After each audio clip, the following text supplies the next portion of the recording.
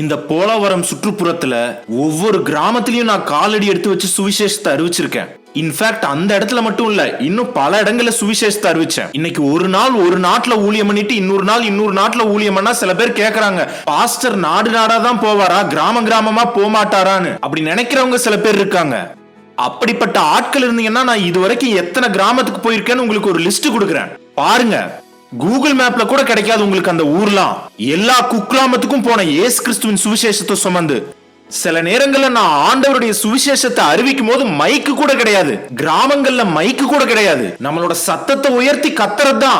12 மணிக்கு சுவிசேஷத்தை அறிவிச்ச நாட்கள் உண்டு, 2 மணி வரைக்கும். ஜனக்கூட்டம் நெருக்கும் போது லைட்டா திரும்புறதுக்கு கூட இடம் இல்லாம நெருக்கப்படும் போது 12 மணிக்கு சுவிசேஷத்தை அறிவிக்க ஆரம்பிச்சு 2 மணி வரைக்கும் சுவிசேஷம் சொன்ன நாட்கள் எனக்கு ஞாபகம் இருக்கு. திரும்பவும் 2 மணிக்கு சாப்பிட்டுட்டு அந்த நேரத்துல தின்ன முடியாட்டியும், ஐயா உங்களுக்காக தான் சமைச்சிருக்கோம், நீங்க சாப்பிடாம போனா எப்படி அப்படின்னு சொல்லி அந்த ஜனங்க வருத்தப்படுவாங்க. அவங்களுக்காக சாப்பிட்டுட்டு அங்க இருந்து கிளம்புனா வீட்டுக்கு வந்து சேர்றதுக்குள்ள விடிஞ்சே போயிரும்.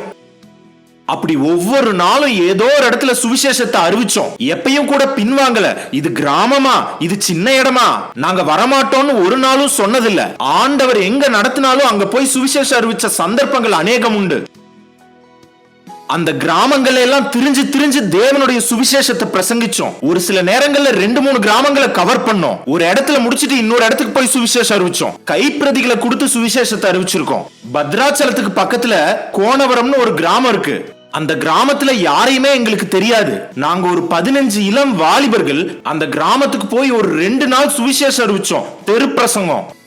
எங்க கிட்ட ஒரு மெகாபோன் ஒண்ணு, ஒரு லேம்ப், ஒரு சார்ஜிங் லைட்டு, அதுக்கப்புறம் வாலிபர்கள் ஆகிய நாங்க பேக் எல்லாம் மாட்டிக்கிட்டு அங்க போனா ஒவ்வொரு கட்டத்திலையும் போலீஸ்காரங்க எங்களை நிப்பாட்டிடுவாங்க. நாங்க ஏதோ நக்சலைட் தீவிரவாதிக மாதிரி இந்நேரத்துல எதுக்கு திரிஞ்சிட்டு இருக்கோம்னு சொல்லி மறுபடியும் அவங்களுக்கு கூட கொஞ்சம் சுவிசேஷம் சொல்லி அங்க இருந்து கிளம்பணும். அந்த மாதிரி கிராமங்கள்ல சுவிசேஷம் அறிவிச்சு அங்க ஒரு சர்ச் இருந்தது. அங்க போய் கேட்டோம், பாஸ்டரையா நாங்க வாலிபர்கள் 15 பேர் சுவிசேஷம் அறிவிக்கிறதுக்கு இந்த கிராமத்துக்கு வந்திருக்கோம், இன்னைக்கு ராத்திரி மட்டும் இங்க படுத்துக்கட்டுமா அப்படின்னு கேட்டோம்.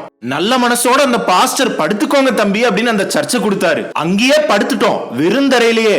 ஏன்னா சர்ச்சை ஏதோ கொடுத்தாரு. மறுபடியும் எங்களுக்கு இந்த கம்பிளி பெட்ஷீட், பாம்பே டையிங் தலகாணி, கொசுவத்தி சுருளு இதெல்லாம் வந்து தந்துட்டு இருப்பாரா? ஏதோ இருக்கிறத கொடுத்தாரு. சந்தோஷமா படுத்து காலையில எந்திரிச்சு மறுபடியும் கிளம்பி அந்த ஊரெல்லாம் சுவிசேஷம் அறிவிச்ச நாட்கள் எனக்கு தெரியும். இன்னைக்கு ஆண்டவர் என்ன உலகமெங்கும் நிலைப்படுத்தி இருக்கிறாரு, பயன்படுத்துறாருன்னா இது ஓவர் நைட்ல வந்தது கிடையாது. கிராமமா போய் தேவனுடைய சுவிசேஷத்தை பிரசங்கிச்சோம்.